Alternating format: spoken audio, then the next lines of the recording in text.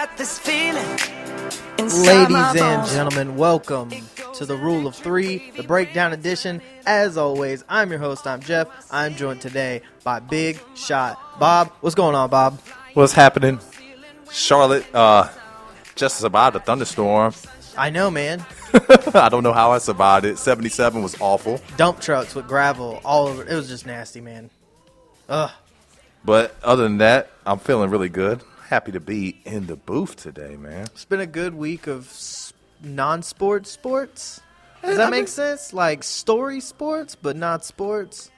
I mean, it's been some stuff going on, man. So, I mean, if you know where to look and you're a diehard sports fan, like I like all sports. I'm not objective to any sports or anything. I can sit there and watch pretty much anything. I watched the Wimbledon finals. I wanted to watch the Wimbledon final, man. I got off work and it was like 7:30 in the morning. I was like, I could stay up another hour and a half, 2 hours before it starts. I couldn't, man. No, couldn't make it. I could not make it. Not a sport that keeps you awake. It's like waking up and be like, I could watch golf for a couple. And I figured Andy Murray was going to win, man. Home court advantage and everything, and he's been playing outstanding tennis. And with no Djokovic there, it was definitely his time. Yeah, it was good for him. You know, shout out to Serena, 22. 22. And her and her sister won the doubles finals, too. She had a great time over in London across the pond. She generally does. She's kind of a beast. 22. And to think that the U.S. Open could be the record breaker. How fitting would that be to break the all-time record at the U.S. Open on home soil? That would be awesome, man. Picture perfect, man. Picture perfect. She would have liked to have won it, last year, but the Drake curse. We're going to blame you for that one, Drake. Come on. Drizzy. Drake ruins everything. I'm telling you, man. Don't have Drake root for your sports team, and you might be in trouble. Toronto needs to, hey, man, we're cool and everything, but just sell records. Yeah. You can't be an ambassador for us anymore. Stop coming to our game. He showed up for Game 6 against the Cavs, and what happened? Drake should be banned just because they lost, and he was like, "Oh, I love Toronto. I love the Raptors. Oh, they lost. What up, LeBron? What's going on, dog? Let me wait for you outside of the locker room so I can dap you up. Let's go to the after party. After party at my crib, OVO for life. Let's go. You can't do that, man. It doesn't work like that. All right, so let's jump into some real sports, man. It was breaking news today, although it didn't really seem too breaking. The big fundamental, Timmy D calling it quits. Hanging up hanging the laces up or something. Something like that. Hanging them sneakers, throw them over the wires Marshawn like you see Lynch. in the hood and stuff. Marshawn Lynch style. I guess it was time, but I thought Timmy had at least one more year left in him, man. I thought with having LaMarcus, having Pau Gasol, and him, he could kind of get that honorary start, play 4 or 5 minutes. Obviously, Aldridge's going to start at 5. You let Powell come off the bench. I thought it would have been a good fit, but I guess what do you got left to prove, man? He has nothing left to prove. I guess once you watch Kevin Durant go to the Warriors, you're like... It's like, man, do I want to really deal with the Warriors again? Yeah. But I don't think...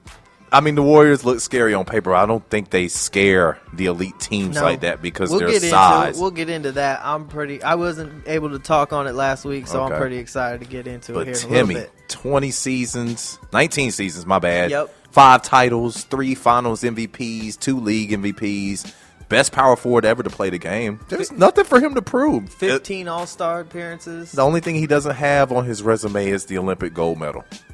If there was anything you wanted to nitpick Timmy on, is he does not have an Olympic gold medal. Hey, you know what? He should go play for the Olympic team. Just be an honorary captain. Just go sit because we got the squad. There's nobody in the world that can hang with our team. Just go hang out on the bench. Go hang out with Carmelo and all them guys and be like, hey, what's up? Isn't Durant playing? Durant's playing this Durant's year. Playing. Clay's playing. Draymond's playing. Oh, so we'll call it the mini Golden State Warriors Golden team. State part subs or GSW part 2, whatever you want to call it. It's like a weird mashup of the Toronto Raptors and the Golden State Warriors. And just throw-ins that said yes. Yeah, but Kyrie Irving's going there to gloat. Oh, I'd be rocking her. I'd be like, hey, Dan, can I get my ring early? I just want to walk around and like. Matter of fact, let me get a superimposed picture so I can just on a T-shirt so I can just walk into the locker room with it. You should borrow LeBron James Ultimate Warrior T-shirt. Just walk around with it all the time. Oh man, I can't wait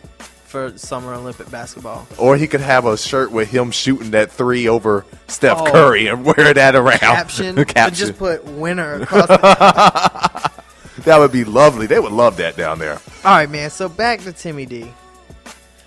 A lot of people. So naturally, the conversation goes to all time. He's done now, so it's okay to say, "What's Tim Duncan's legacy?"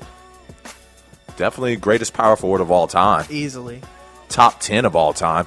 He does not have the flash that some of the other elites have, but the guy that number 1 overall pick turned the San Antonio Spurs, who only won, how many games they win that year before they drafted Duncan? 15, 20 games. Robinson was hurt. They get Duncan in 2 years later, they win a championship. Yeah.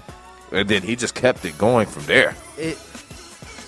His story, his legacy is so boring. I mean, I'm sorry. I'm no disrespect to him, but that's how he wanted it. That's how Pop wanted it. You know, you come in, you win young, then you start building the core with, you know, Emmanuel Ginobili and Ginobili, Anthony Parker, and all those guys. Then you just dominate for 10 years.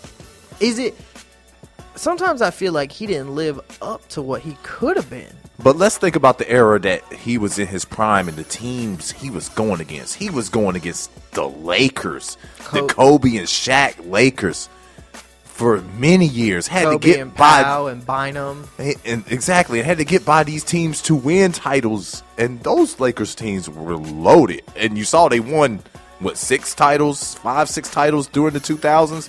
And Duncan got 5. The Eastern Conference we know was pretty much a joke. Yeah. Besides the Pistons in 2004 and Miami when Shaq went there. No.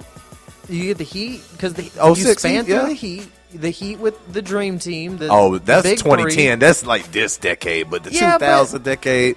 But if you look at it, you talk about you feel disappointed just like LeBron does against the Mavs in 10. Yeah. I feel like they were disappointed in 10. Because I just don't think the Mavs are I think the Mavs may be like the weakest champion in the past 20 years. They got hot at the right time. Yeah. Dirk Nowitzki just went to a different level. So you're talking about that could have been another potential championship year? Oklahoma, I mean, they were young guns going at you. There was nothing you could do. And James Harden just had an amazing series, so it happens. And then, of course, playing the Lakers. Yeah. And the Lakers went to 3 straight finals and won 3 straight titles, so there was a team they had to beat every year. Yeah. San Antonio. It's better than LeBron sitting there going, can't wait to play the Warriors again this year. So let's wrap up this Tim Duncan thing. Let's just real quick. You said top 10. You do top 5? Wow. Because you're looking up there with Magic, Jordan. Everybody's is different. We're not going to go down that road. Everybody's is different. I got them right at 5.5 or 6. 6 or 7. Okay, here's the big question. Since they retired at the same year, better career, Kobe or Duncan? Kobe. If you think about money as far as sponsorships, being a brand, a global icon. I know Kobe had that thing in Denver, which we're not going to elaborate on, but I love how everybody just leaves that out about Kobe. Oh, that Colorado incident. The Colorado thing. You mean the rape? the accused rape that he paid out of court for. Leave that alone. But as far as just on the basketball court, Kobe Bryant's 3rd all-time in scoring, 81-point game, several All-Star Game MVPs. If you had to start a franchise with, would you take Kobe or Duncan? In their primes? I would take Duncan. Because I would too. Duncan can win with less. Yep. As you saw when Kobe was by himself, he dropped 81. Great. But y'all are an 8 seed in the playoff. Duncan's not going to yell at teammates. Duncan's not going to hit teammates. Duncan's, he's going to get along. He's going to bring everybody together. He's what you build championship teams around. And Duncan's respect and just the way he plays make you have to raise your game. Yep. So I would start with Duncan. I got Duncan ahead of Kobe because Duncan didn't get to play with Shaq. Duncan did play with David Robinson, but David Robinson was on the decline. This was Duncan. Duncan was the first, second, third option. They won titles. Yep. And then he did it with that core group. I don't know, man. I'd take Duncan over Kobe. That's just me. Moving on. Yeah. Let's move on to recap free agency, basically. Ooh, what a wild week. It's the most fun in the NBA. Mm-hmm. And next year is going to be even crazier. Yep. So, obviously Durant heads up to the Warriors. Not just Durant. Zaza and David West both go there too. To give them the big men and the rim protectors. Well, David West's not really a rim protector. But Patchouli ain't going to protect nothing. Well, Zaza's a little... he can stand there. He's big. He all right. Come on, he all right. All right. He's a good piece.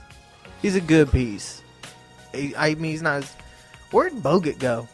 He went to Dallas.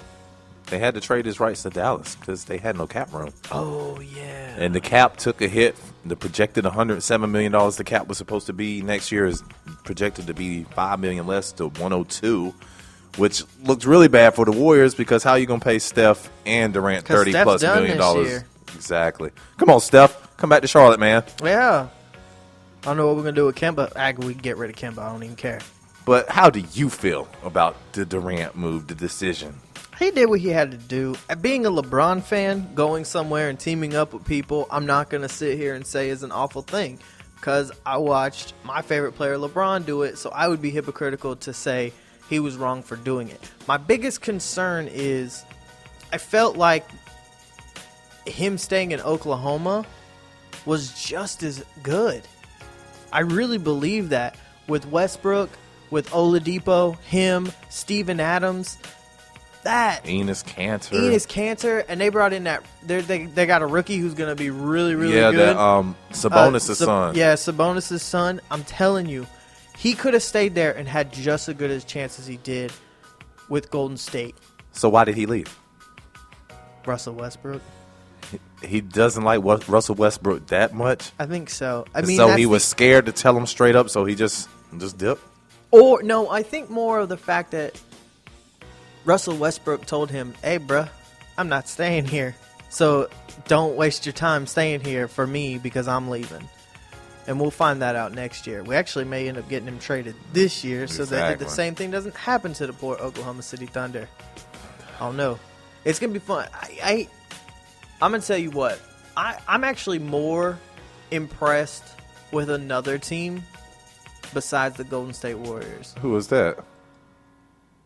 I'm going to go ahead and tell you, your Eastern Conference Finals next year are going to be the Cleveland Cavaliers going 7 games with the Indiana Pacers. I like some of the moves the Pacers made. Yes. I still worry about their lack of big guards and their inconsistent three-point shooting. Sure. I know what I'm going to get from Paul George. Mm-hmm. But Jeff Teague, some games he's Mr. All-Star guard. He's getting older. And then some games he's missing it. Actually, Monte Ellis, I know what he is. He's a scorer. He wants to score, but he's not a long-range scorer, and he's small. He don't defend. Now, with Thaddeus Young is going to bring that energy, score around the bucket. Miles Turner's still a great young piece that's going to come in for them. They remind me of the Cleveland Cavaliers, except Cleveland shoots the three a little better because of J.R. Smith. Mm-hmm. But give it up for everybody who is a barely C player, making like $15 million a year. Give it up, Timofey Mozgov, Matthew Dellavedova, Tyler Johnson. Give LeBron like 2% of that check because he got y'all guys paid. Yeah. Well, give the check to Kevin Love and Kyrie Irving for getting hurt in the playoffs last year and making it look like y'all could actually play sitting next to LeBron because without them, we seen that y'all wouldn't have played anyways. Right, because y'all damn sure didn't play this year. I was like, man, there were so many bad contracts. But that's the way it's going to be from here on out. Guys are going to be making buttloads of money. I mean, Nicholas Batum, I agree with his contract. He was going to get a max deal from somebody. I'm glad he's staying in Charlotte. Marvin Williams, overpaid a little bit. Al Jefferson. Overpaid a little bit. Overpaid for sure. But another reason I think Indiana is going to be really good, Jeremy Lin, dude. Make that money, son. Go be a flashy point guard on a crappy team next year. Chamberlain don't care. He want to get paid. He just wants the rock in his hand and he wants stacks in his bank account. That's all he cares about. I'm not mad at that, and now he's back in New York, so he can get the whole Lynn Sanity thing going Barnes, almost $25 million a season for Harrison Barnes. What do you make of Dallas, man?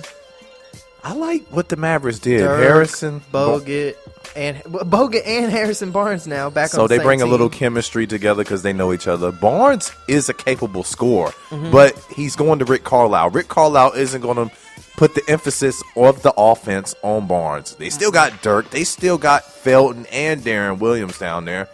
I think they still got some pieces. Wesley Matthews is still in the mix. You bring J.J. Barrera back. You work in some of these D-League players that you got. I think Dallas will be all right. I think they'll be in a playoff spot again next year. I do too, big time. It's gonna be fun, man. It's gonna be a fun season next year, and that's the best part about the NBA the past 4 or 5 seasons is at the end of the season, all these guys are switching teams. It's like watching a brand new league every year. You know, you got your mainstays like the Spurs and whatever team LeBron plays for. Just throw them in the mix. D Wade. Going to Chicago. Going home. He's not going to – I guarantee he's not going to stay there all year. That may be the worst tandem of players ever combined. They need some shooting. They need some kind of shooting. Not one of them can shoot. Every single one of them passes the ball. Like, they all have – it's funny. They all need the ball in their hand to make plays. The problem is Rondo isn't going to do anything passing it to a guy who can't shoot a jumper. Like, it's just – there's going to be a lot of backdoor cuts or something going on because it's going to be so bad. So I'm thinking about around December, January, I think you're going to see Dwayne Wade getting traded to the Cleveland Cavaliers. I think that it can work because Fred Hoiberg wants to get up and down the floor. Now you put Mirotic out there to help stretch the floor because he can shoot the rock. Go small ball. Put Doug McDermott and Mirotic out there with Butler, Wade, and Rondo, and let's just play small. Mirotic's like 6'10". McDermott's like 6'8". Hey, it's going to work until you run up against the Cavs. So. Exactly. But they just want to win some games. D-Wade, no, he's not on a championship contender. All right, last team. The New York Knickerbockers. Wow. The Knicks are in the playoffs next year, man. Oh, yeah, no, for sure. If anything, they got interesting. But I'm tired of people talking about, whoa, Joakim. Joakim's going to play like 18 minutes a game, all right? You overpaid for him, too. Like, don't give me that. D-Rose is probably going to ball out because it's a contract year. If he can stay healthy, of course. Carmelo. Who's playing the 2 for them? That's going to be... Oh, it's...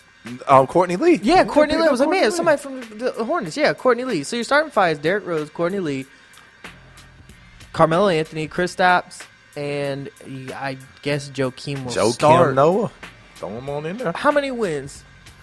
82 games. 41. Over under 41. It's over 41. Over under 50.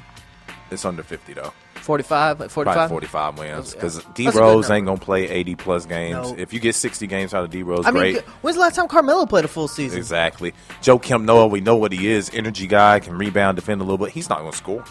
His best year, it was 12 and 11 rebounds.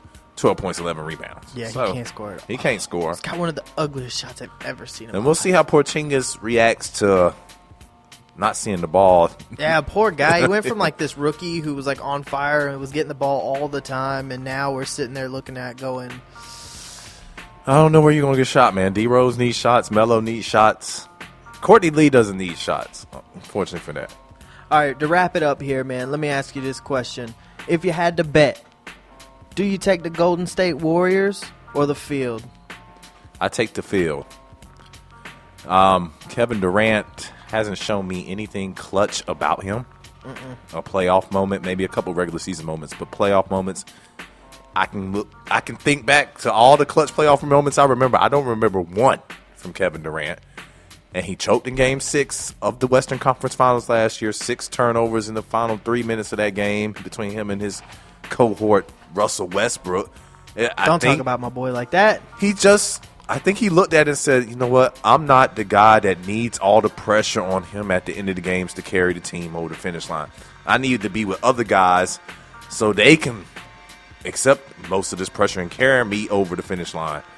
And if you Golden State, hey, we can't beat LeBron. We can't stop LeBron. People are going to tell. There's going to be so much pressure. I don't think they can. I don't think they can overcome it. People are going to be like, "Oh, you're going to win more than 73 games." How do you do better than 73-9 in 2 minutes from winning the world title? That's what people are saying. 75, 76 wins. I'm like, no. You look at the Heat the first year.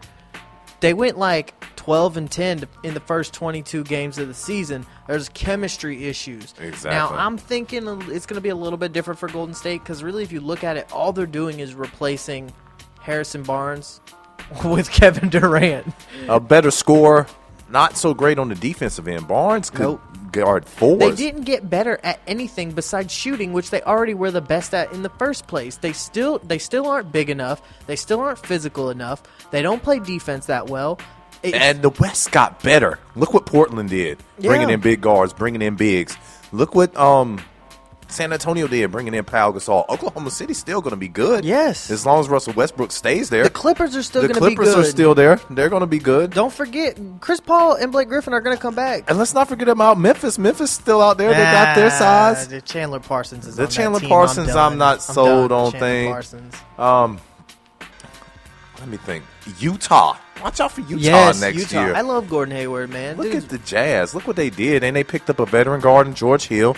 Gordon Hayward is a stud. He's a capable all-star player. Derek Favors and Rudy Gobert down there in the paint. Then you aren't going to get nothing in the paint Dallas with those two got guys. better. I mean, almost everybody across the board in the West got better. And the Warriors, Clay and Steph have played a lot of basketball in the last 3 years. And they're going, Clay's going to the Olympics, and so is Draymond, and so is Kevin So Durant. fatigue's going to start catching up, and they're going to be the gun team.